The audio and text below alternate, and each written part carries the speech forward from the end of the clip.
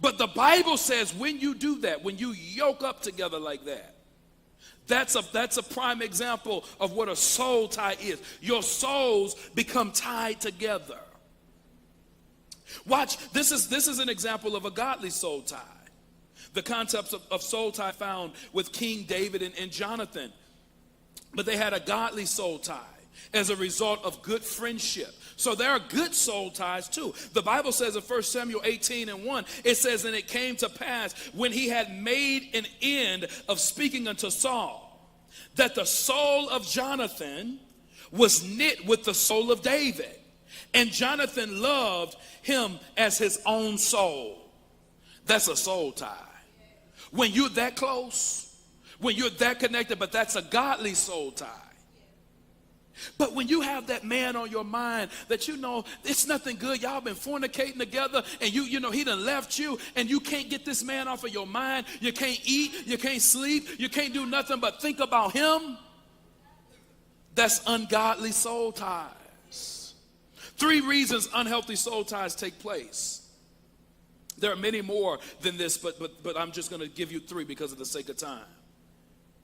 People are misinformed and therefore convinced that sex is strictly a single-dimensional physical act.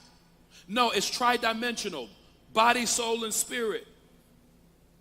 And yet, after you have that type of intercourse, they find themselves mysteriously longing for the person that they may not even like. You can't stand this person, but you can't get them off your mind. That's a soul tie.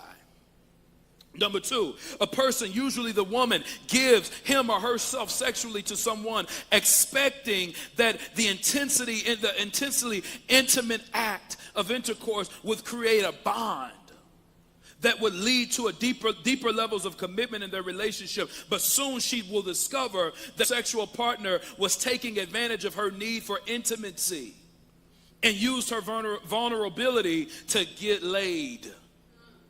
Of course, this leads to a person being emotionally and spiritually bonded to someone they actually deeply resent.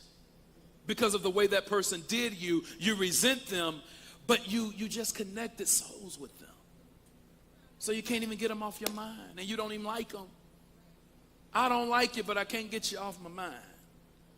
Number 3, 2 people commit to a marriage and therefore some rise to a covenant vow. So vows will also create those. 7 signs that you have an ungodly soul tie, unhealthy soul tie. Number 1, you are in a physically or emotional or spiritually abusive relationship, but you feel so attached to the person that you refuse to cut off the connection and set boundaries with them.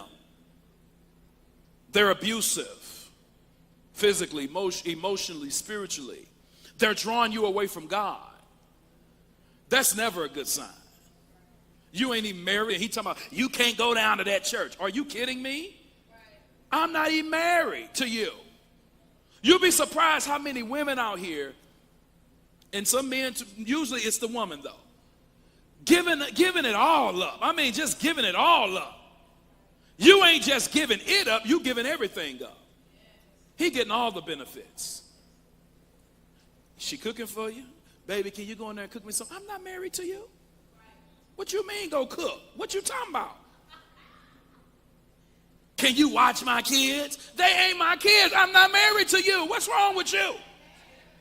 Talking about, can I babysit? No.